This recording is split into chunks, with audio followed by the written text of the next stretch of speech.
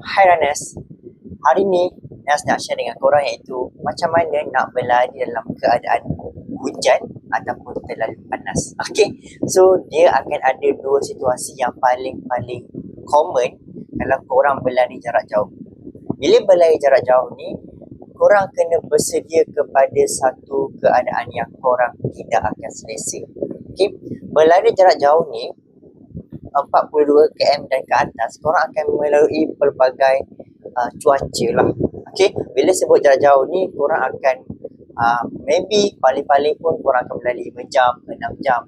So korang akan dah spend 1/4 hari korang ataupun 12 jam kalau korang berlari jarak yang lebih jauh.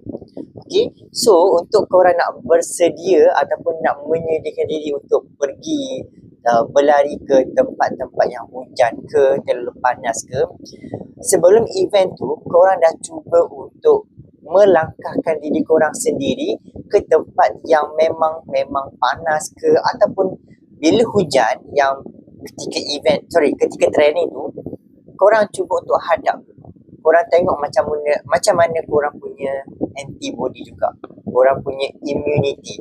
So dekat situ korang boleh nilai korang punya tahap kekebalan korang kan terhadap cuaca.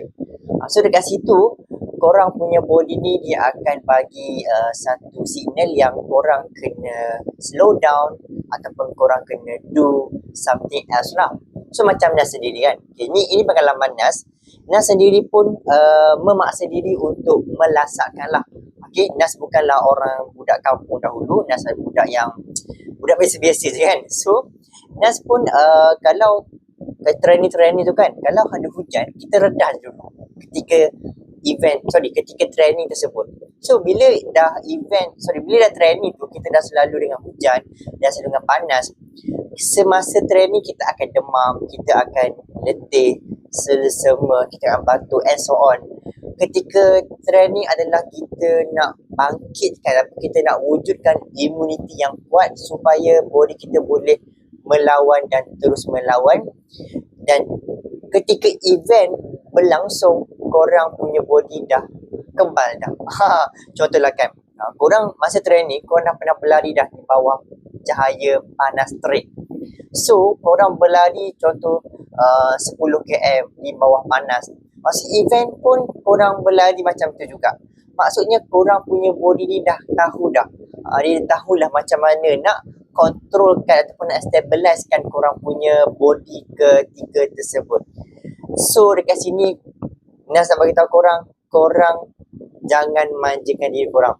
Korang cubalah pelbagai cuaca korang training, tetapi tahu juga limit tu. Korang berlari juga, training juga, cumanya korang kena perlahan lah korang nak melasakkan diri korang. Dan juga Nas memang cadangkan korang refer kepada doktor lah. Korang pergi klinik, korang tanya doktor apa condition korang punya body ketika tersebut. So kalau korang kena consume obat apa-apa ke, korang consume lah untuk korang punya body tu lebih kuat.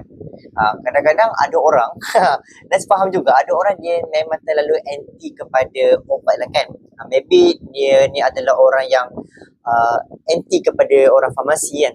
So kalau korang perlu makan, cumanya pada kadarnya. Janganlah kita pula bergantung kepada obat pula. So korang kena tahu bila korang perlu makan, bila korang perlu stop, bila korang perlu itu ini.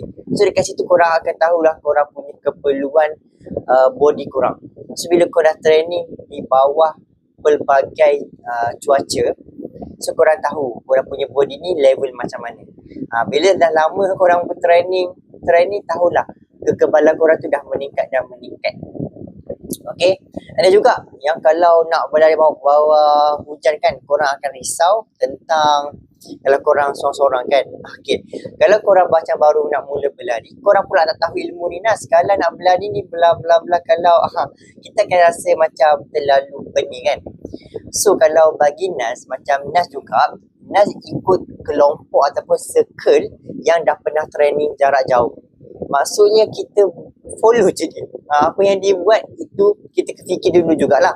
So bila kita ada gang, that's why bila nak berlari jarak jauh, cuaca yang pelbagai, ada circle yang cantik, barulah perfectnya combination tu yang korang boleh habiskan larian korang tu dengan baik.